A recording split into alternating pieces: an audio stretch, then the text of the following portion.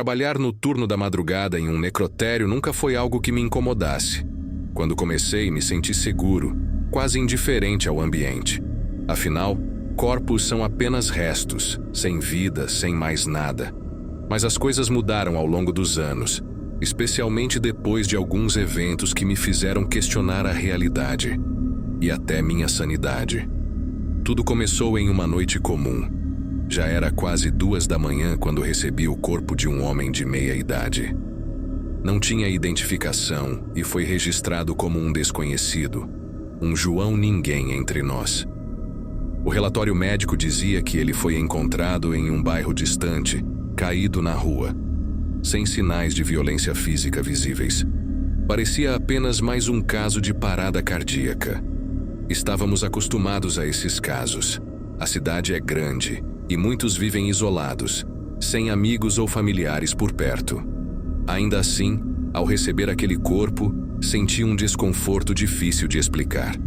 Enquanto preparava o cadáver para armazenamento, notei uma expressão peculiar em seu rosto. Algo entre o medo e a perplexidade.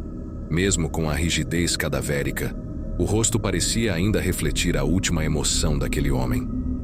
Confesso que aquilo me perturbou, mas, como sempre, tentei ignorar. Continuei meu trabalho e fechei o compartimento onde ele ficaria até que fosse identificado ou retirado pelo governo. Voltei para minha mesa e continuei com o trabalho administrativo, tentando esquecer aquele detalhe. A primeira coisa estranha aconteceu cerca de 1 hora depois. Enquanto preenchia relatórios, ouvi um ruído metálico vindo da sala de armazenamento. Era como se alguém tivesse aberto e fechado um dos compartimentos. Inicialmente pensei que fosse um erro no sistema de ventilação, já que, em algumas noites, o frio e a umidade do prédio faziam o metal estalar. Mas ao me levantar e checar, notei que tudo estava em ordem. O compartimento do João Ninguém estava fechado, assim como os outros. Ainda assim, o incômodo persistiu. Na madrugada seguinte, enquanto eu estava no escritório, ouvi passos. Não eram passos pesados, mas o suficiente para ressoar nos corredores vazios do necrotério. Já estava sozinho há algumas horas, então, sabendo que ninguém deveria estar ali, decidi investigar. Segui o som com cuidado, segurando uma lanterna, já que as luzes principais estavam desligadas para economizar energia. Os passos pareciam ecoar, aumentando e diminuindo como se alguém estivesse andando entre os compartimentos. Ao chegar na sala de armazenamento, vi, pelo reflexo da lanterna, que o compartimento do João Ninguém estava entreaberto. Isso não fazia sentido. Eu tinha certeza de que havia fechado corretamente. Senti um arrepio estranho, mas continuei me aproximando e empurrei o compartimento de volta, trancando-o. Decidi revisar o sistema de travas pela manhã, pensando que talvez estivesse com defeito. Voltei ao escritório, mas a sensação de estar sendo observado permaneceu. Alguns dias depois, aconteceu algo ainda mais estranho. Outro técnico, Eduardo, foi designado para trabalhar no turno da madrugada comigo.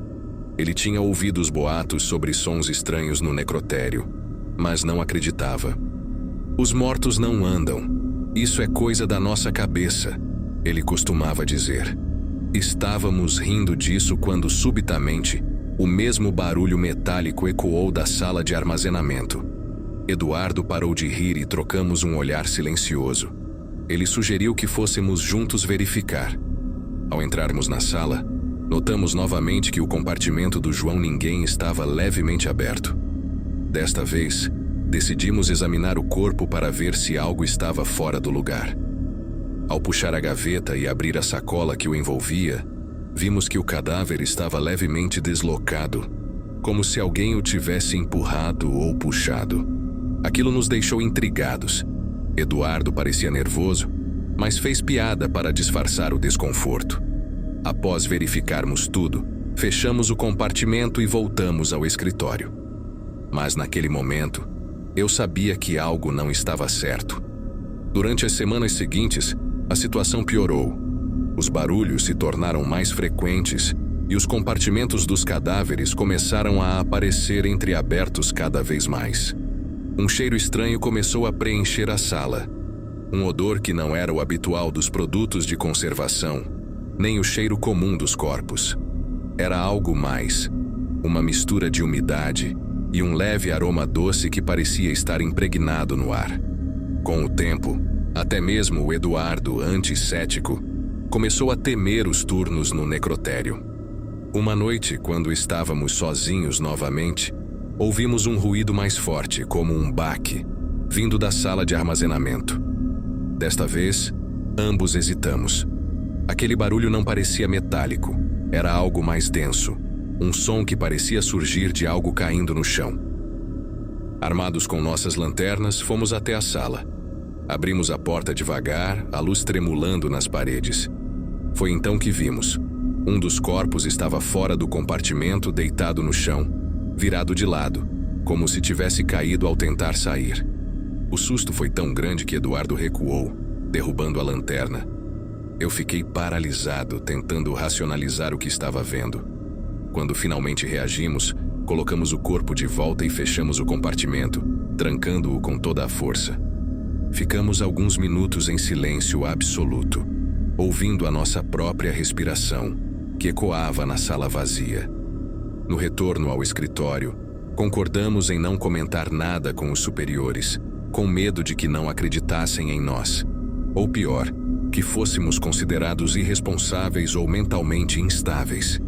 As semanas passaram, mas minha sensação de segurança nunca mais foi a mesma. Sempre que eu ouvia qualquer ruído, mesmo que mínimo, um arrepio percorria minha espinha. Aqueles sons agora faziam parte do cotidiano do necrotério, como se fossem uma presença silenciosa que nos observava. Eduardo, que antes era totalmente cético, passou a evitar fazer piadas. Ambos sabíamos que algo estava errado, mas ninguém ousava dar nome àquilo. Até que uma noite, recebi uma chamada da administração do necrotério. Eles informaram que o corpo do João Ninguém seria transferido para um laboratório forense em outra cidade.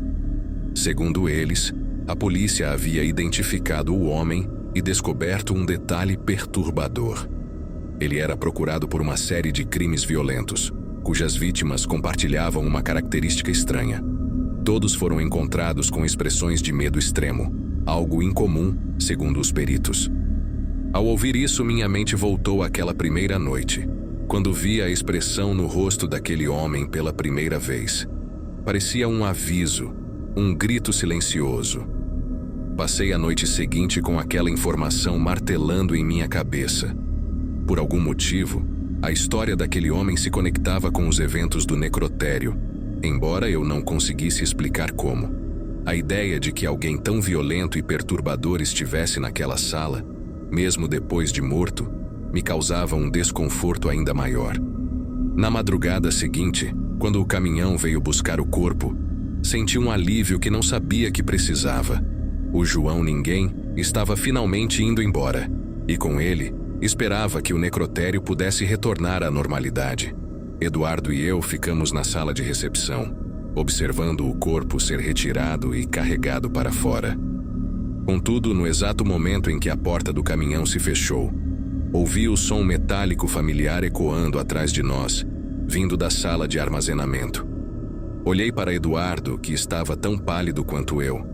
Sem dizer uma palavra, voltamos ao escritório, decididos a fingir que nada havia acontecido.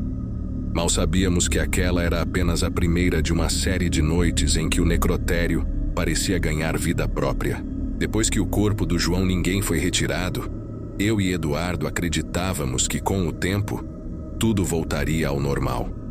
As semanas seguintes foram relativamente tranquilas, mas aquela sensação de estar sendo observado nunca desapareceu por completo. E, na verdade, parecia se intensificar, como se o necrotério ainda carregasse a presença daquele homem, mesmo após a sua saída. Alguns meses depois, numa madrugada tranquila, recebemos uma nova remessa de corpos. 3 deles não tinham identificação, 2 homens e uma mulher. A mulher havia sido encontrada em um beco da cidade, com sinais de violência no rosto e braços. e a falta de identificação indicava que provavelmente era uma pessoa em situação de rua. Mesmo para um necrotério, havia uma certa tensão no ar quando ela chegou. Algo em sua expressão me incomodava de uma forma que eu não conseguia explicar. Talvez fosse a semelhança com o João Ninguém, aquela mesma expressão de terror congelada no rosto.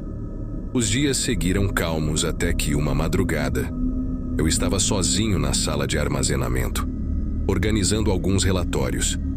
Eduardo havia tirado folga e o novo segurança, Carlos, estava na ronda do lado de fora. Por volta das 3 da manhã, senti uma leve corrente de ar gelado percorrer a sala. Esse tipo de situação era incomum, já que as portas e janelas eram trancadas rigorosamente. No entanto, naquela noite, uma leve brisa fria parecia invadir o ambiente, e o cheiro que a acompanhava era denso, misturando um odor ácido com algo vagamente doce. Foi quando percebi um ruído quase inaudível, algo semelhante a um arranhar, como se algo estivesse raspando a superfície metálica de um dos compartimentos.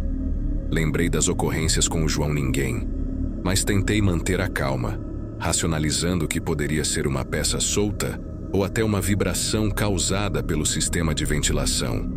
Ainda assim, decidi verificar. Ao me aproximar do compartimento onde estava a mulher desconhecida, percebi que a porta estava entreaberta, revelando uma pequena fenda de escuridão. Hesitei, mas puxei o compartimento lentamente, para descobrir que a sacola que cobria o corpo estava rasgada. A mulher estava virada para o lado com os olhos semicerrados, a boca ligeiramente aberta, como se tivesse tentado dizer algo antes de morrer. Meu coração acelerou e senti um suor frio escorrer pela nuca. Fechei o compartimento rapidamente e voltei ao escritório, onde respirei fundo, tentando me acalmar. Na noite seguinte, durante a ronda com Carlos, ele mencionou algo que me deixou ainda mais apreensivo. Tem vezes que eu sinto como se alguém estivesse andando atrás de mim no corredor. Quando olho para trás não vejo nada, mas é como se a presença estivesse lá, no ar, sabe? Ele disse com um tom nervoso. Fiz o possível para disfarçar o desconforto, mas sabia que algo estava errado. As coisas continuaram assim, com estranhos ruídos e sensações de presenças invisíveis, até que uma madrugada fatídica chegou. Eu estava sozinho, preenchendo relatórios no escritório, quando ouvi o som inconfundível de um baque vindo da sala de armazenamento. Era um som denso, como se algo pesado tivesse caído. Meu coração disparou, mas sabia que precisava checar. Peguei a lanterna e me dirigi ao local. Ao abrir a porta, encontrei o compartimento da mulher desconhecida completamente aberto, e o corpo dela estava fora da gaveta, caído no chão, com o rosto virado para a porta, os olhos abertos, fixos em mim. A expressão de pavor em seu rosto parecia ainda mais intensa do que da última vez que a vi. Recuei, tentando controlar o pânico, mas não conseguia desviar o olhar. Foi então que vi algo que me fez questionar completamente a sanidade.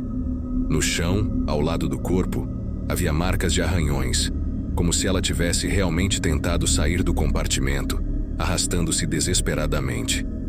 Marcas profundas, inconfundíveis, que seguiam em direção à porta. Aterrorizado, decidi trancar o necrotério e chamar Eduardo, pois não queria lidar com aquilo sozinho. Ele chegou cerca de meia hora depois, claramente assustado com a ligação, mas disposto a ajudar. Voltamos juntos à sala, onde ele viu as marcas no chão e o corpo caído. Isso não é possível. Ela estava morta. Não há como ela ter saído sozinha, ele murmurou, sem saber o que pensar.